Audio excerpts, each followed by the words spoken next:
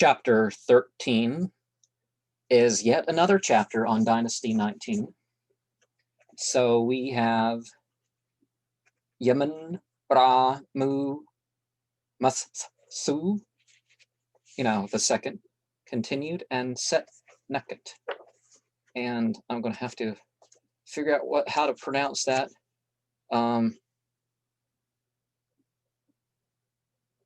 Set Neket. I'm not seeing that, so maybe we'll see it when it comes. The name of Yemen, Ra, Mu, Masu has come down to us as that of a great builder as well as a valiant soldier. His first important architectural work was at the Temple of Abydos, although it is incidentally recorded that he raised two great gates at Thebes and Memphis to the memory of his father.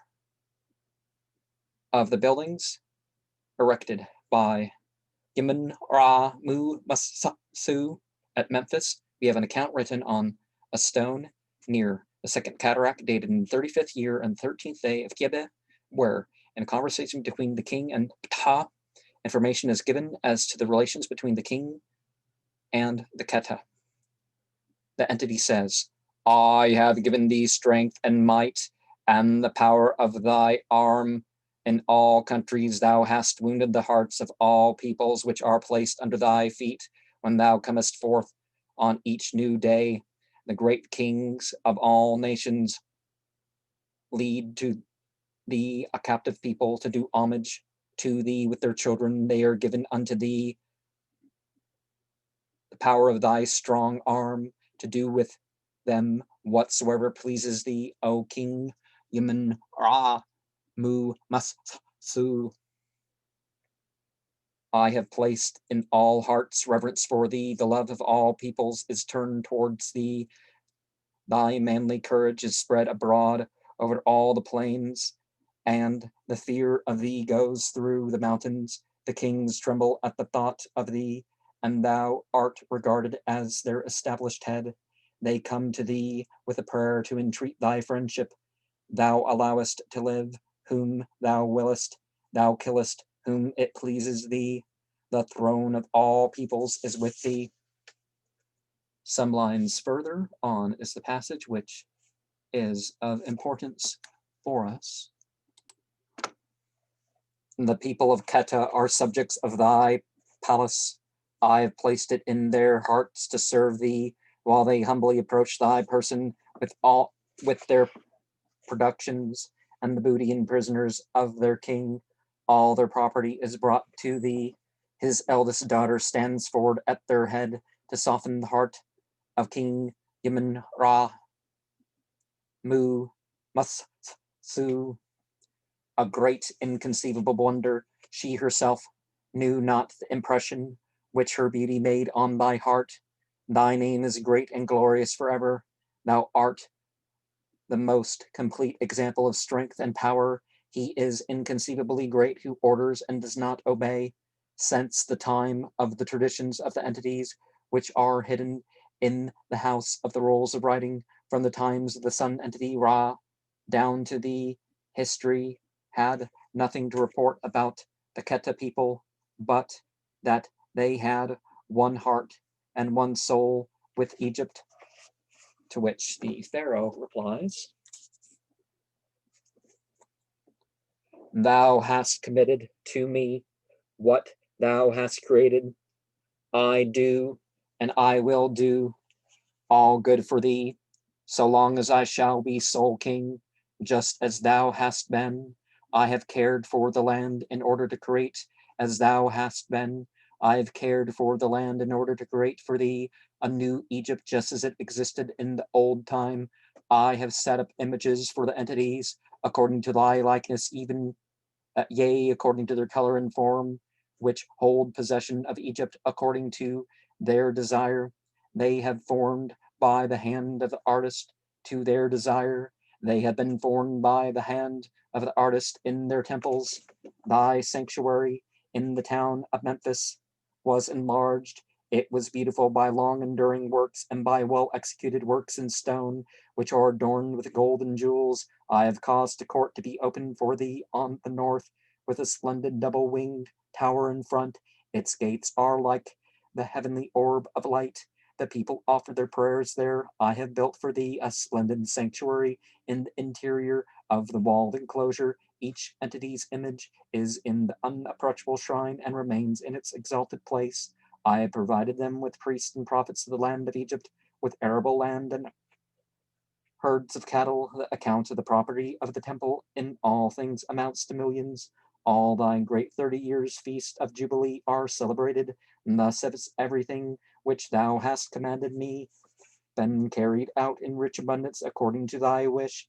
There are oxen and calves without end. All their sacrificial meat is provided to the number of hundreds of thousands. The smell of their fat reaches to heaven. The heavenly ones receive it.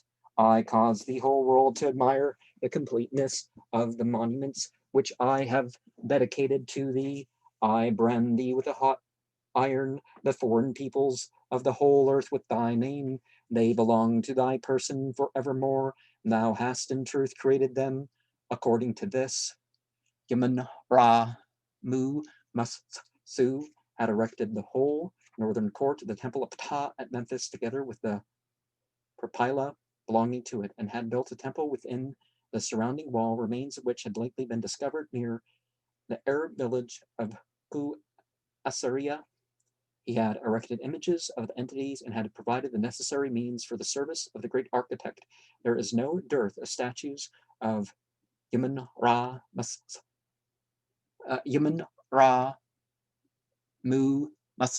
Su. You know, it's with a W, not just a Su. You know,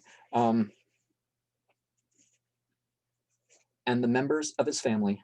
The most celebrated and most often visited is the great torso of Yaman Ra Mu Su, the property of the English nation, which lay in a trench among the ruins of the temple of Ptah Mitrahani until 1887, when Major Bagnold R.E., with subscriptions collected by Sir F. Stephenson, succeeded in raising it. The statue had become encrusted with the mud left by the succeeding Nile deposits, and during the inundation it was almost covered with water.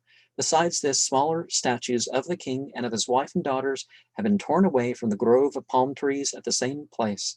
The king also raised in Memphis temples and buildings to the memory of his father, the chief master of the house of Pharaoh and leader of the Maza'e policeman. He was also an administrator of Yaman Ra Masasu's temple in Pa Neb Yim, and of the Sen temple in Yaman Ra Mu Masu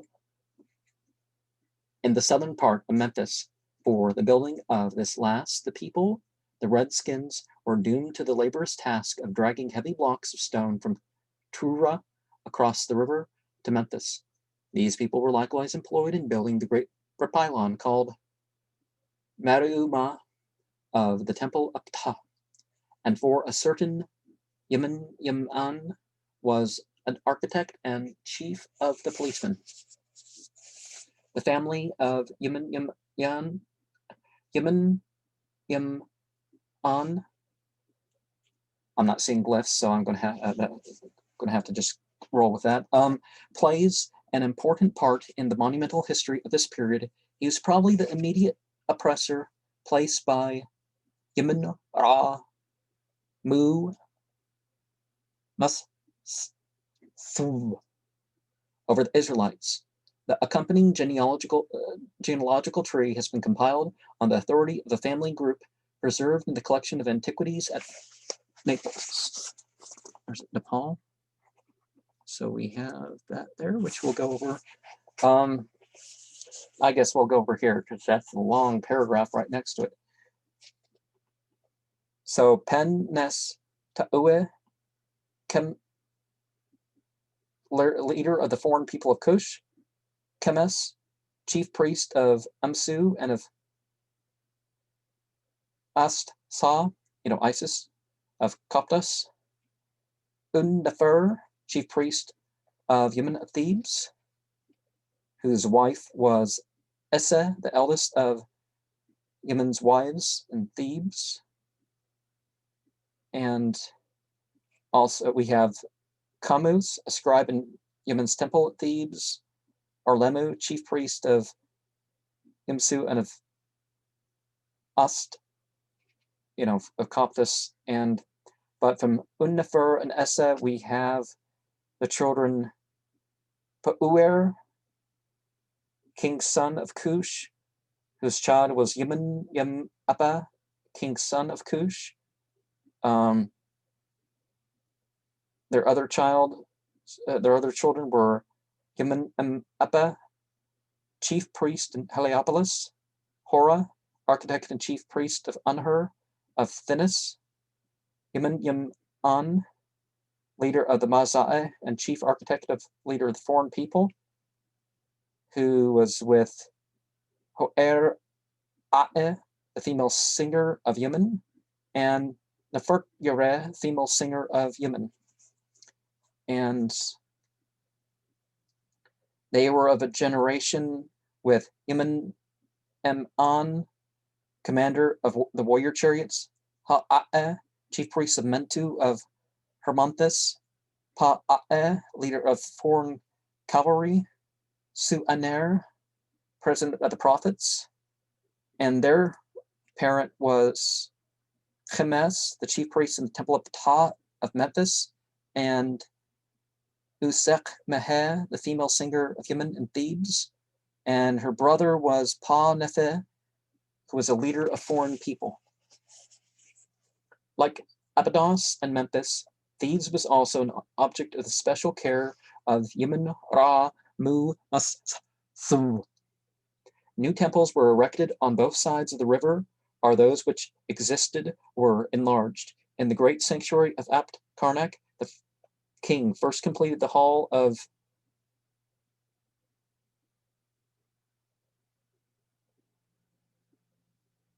Yetan Mur Satin by the erection of the 54 columns which were wanting on the south side, and a stone wall to surround the whole temple on the east as far as the wall of the hall of columns just mentioned, and Luxor, the temple of Yemen, founded but not finished by Yemen na Hattab Haqqa Uther, which I'll have to say the third because number 4 has exactly the same name, right?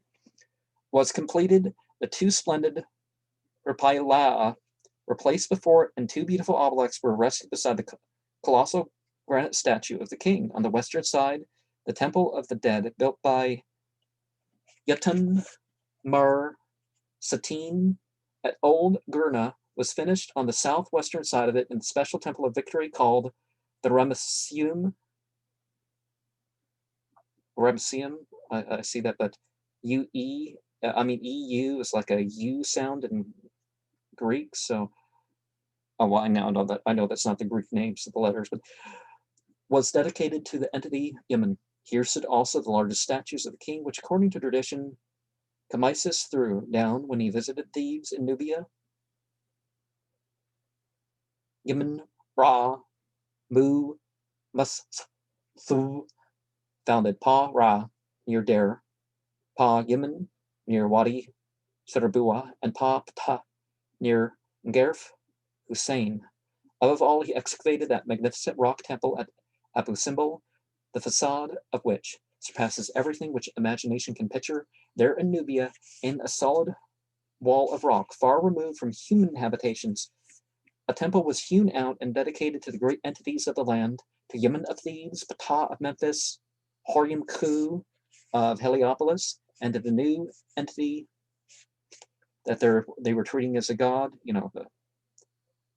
for a king to insist on people considering them to be a god, and somehow other people not or something, whatever. But Yemen Ra Mu Su, the name of the place, is now expressed by the Arabs as Abu Simbel, i.e. the father of the ear of corn. By corn, they mean kernels of grain, right? They don't mean the yellow thing, right? Neither of the sitting figures which stand out from the wall of rock like giant forms of the olden time carries any emblem in his hand which can in the least degree compared with an ear of corn. More correct, perhaps, it would be to consider the name as a corruption of Pa-mas, which the Greeks converted to Psampolis. And so let's, this is a facsimile edition from 1902, so it's not like they are printing an image that is not. Yeah. Okay. Hold on, let me see. Okay. Visibility issues, but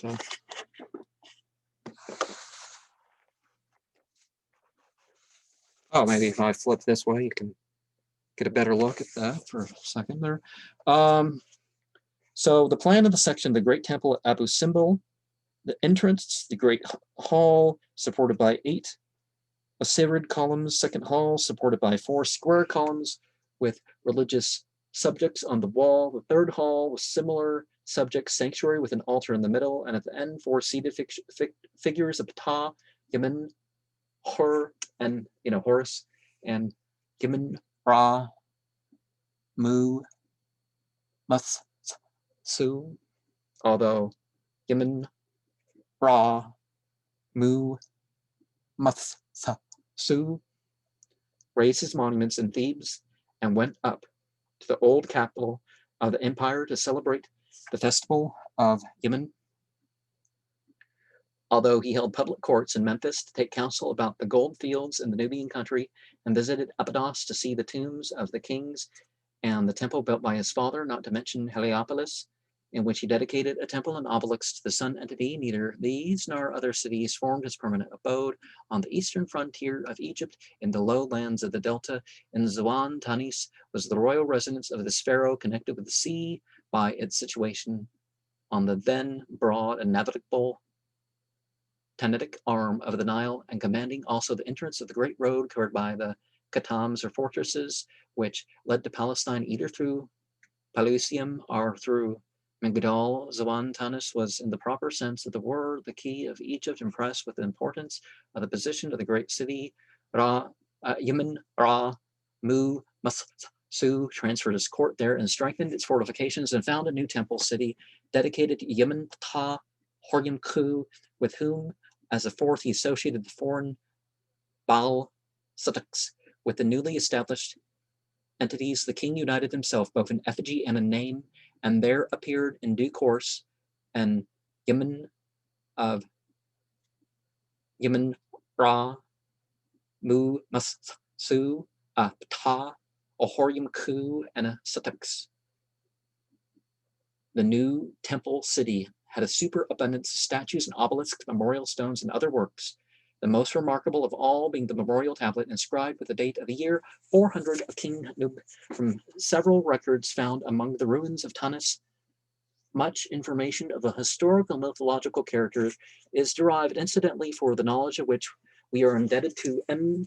Kabas in his Valangas Egyptologiques,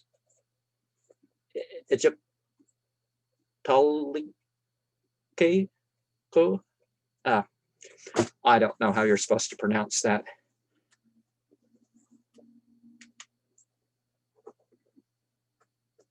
Egyptologique. Zuan or Pa-Ra Su became henceforth the special capital of the empire. The following letter of Pa-Bessa, Papanas III, describes the new city.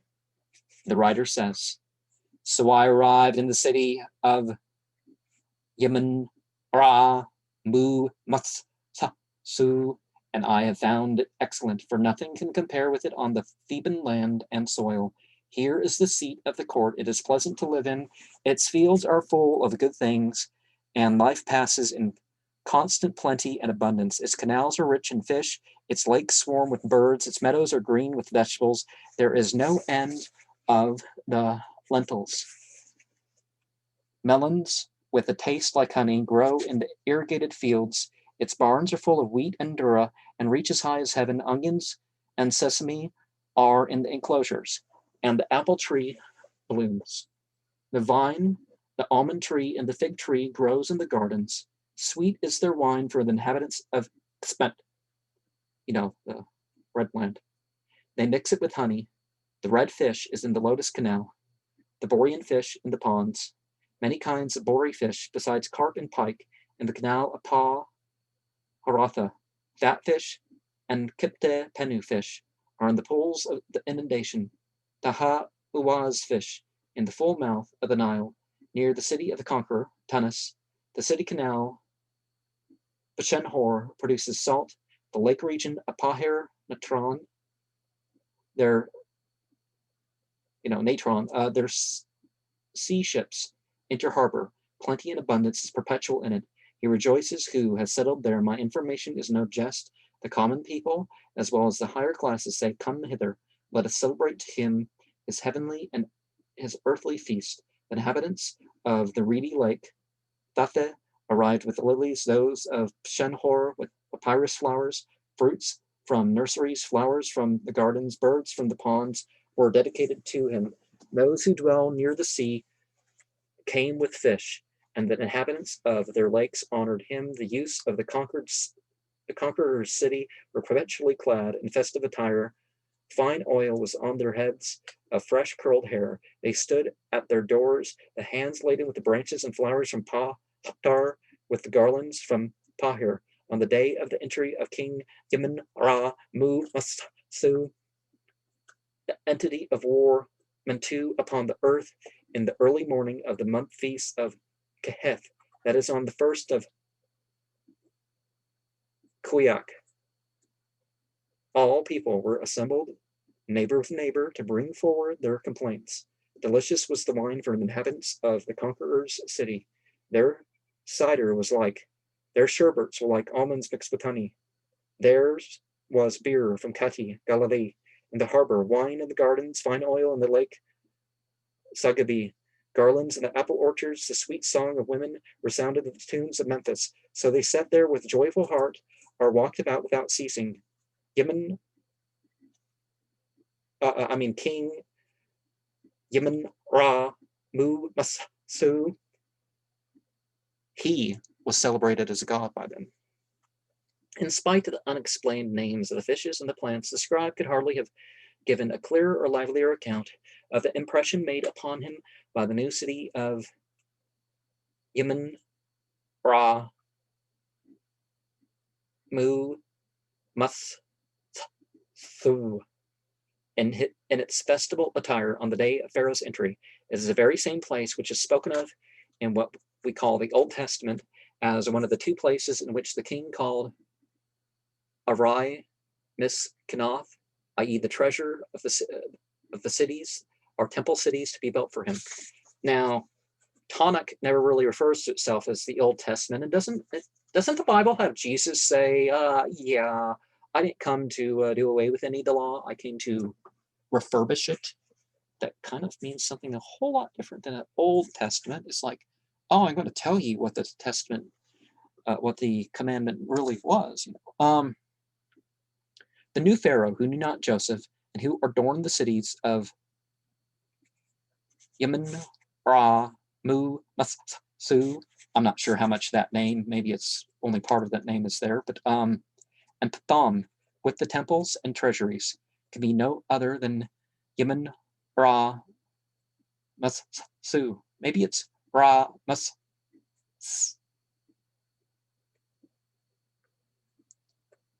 And so we don't know which Ramses it is, but who else could it be? Or maybe someone in his honor.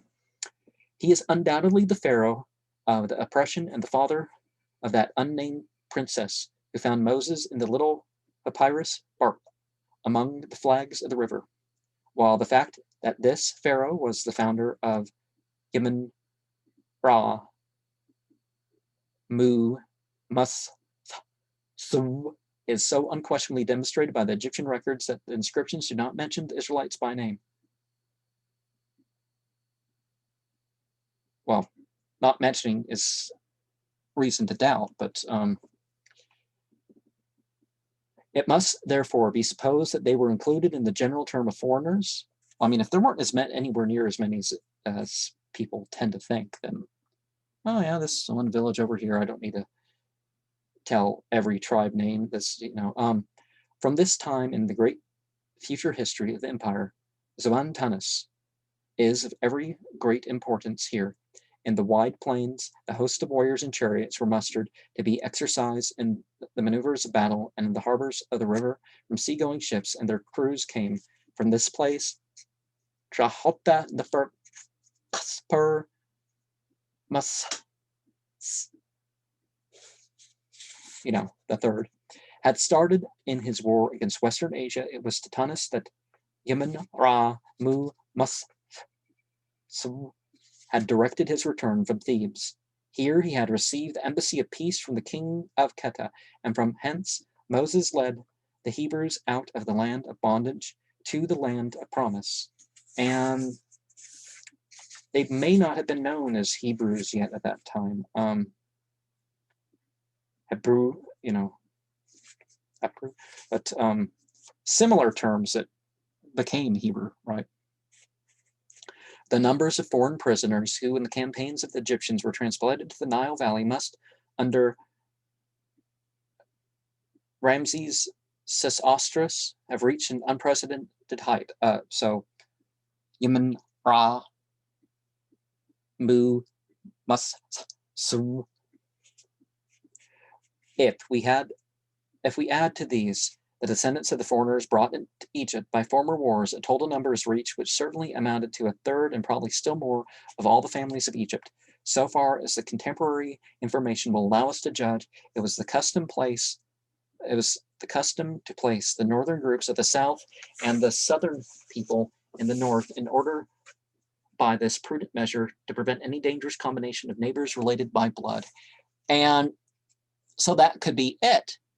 They thought, oh, this is a small tribe, but it united all the people that were conquered that was still in their territory, right? So anyways, the foreigners who were employed in various services according to capacities, those most active and most experienced in war, were formed into foreign legions, the commanders of which, for the most part, Egyptians, bore the name of Harpet, captain of the foreigners. Others experienced in sea life were enrolled in the Egyptian fleet.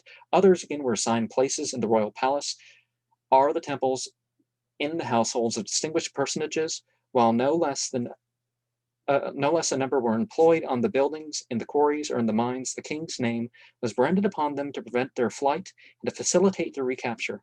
On the whole, they were treated with mildness, for their captivity was not regarded as slavery in our sense of the word. The influence of Semitic hostages and prisoners from Asia exercised a continually increasing influence on religion, manners, and language. The Egyptian language was enriched with foreign expressions, often indeed from mere whim, but more often for good reasons, in order properly to designate unknown objects by their native names.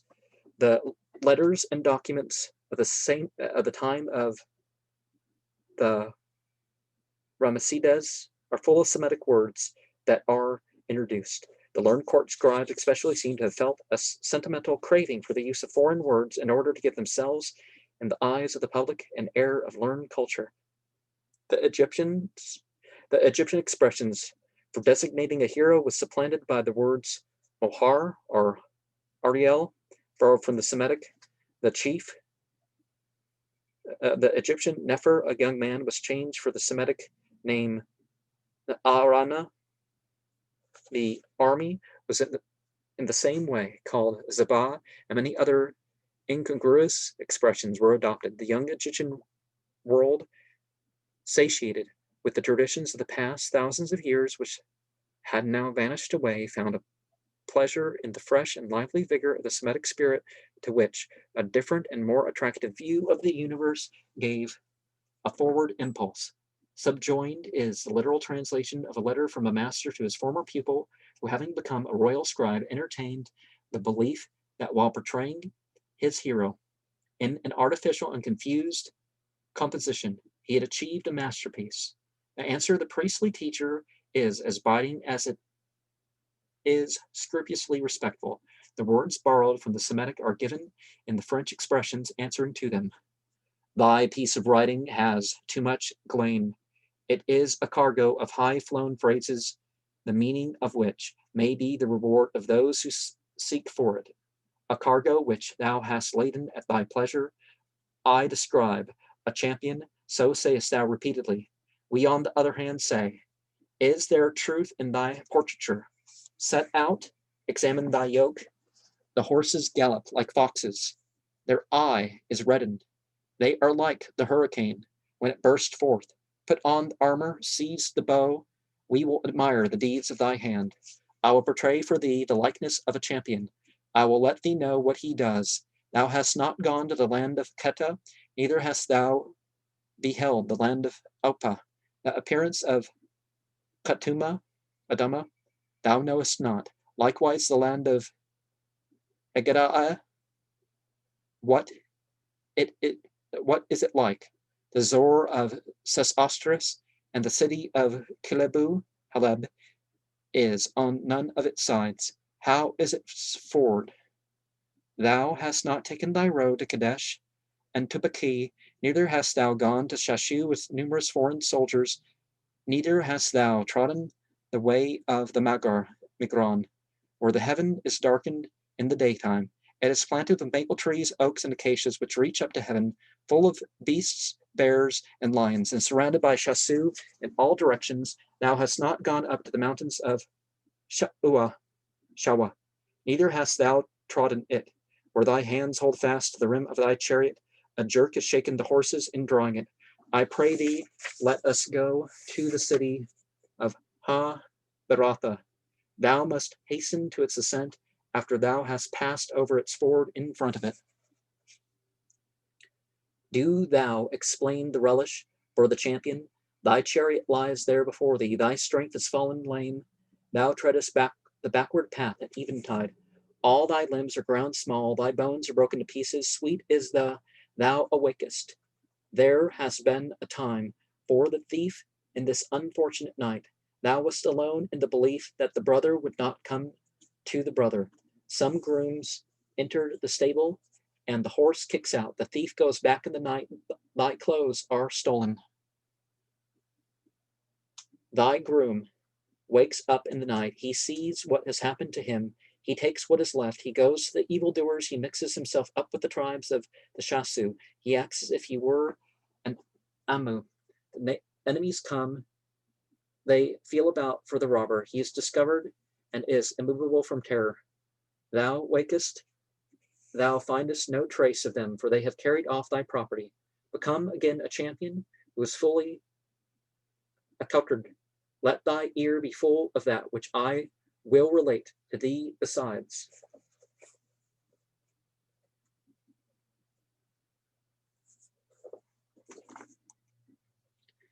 And I'll break this chapter here, and pick it up later. Shema, peace be upon you.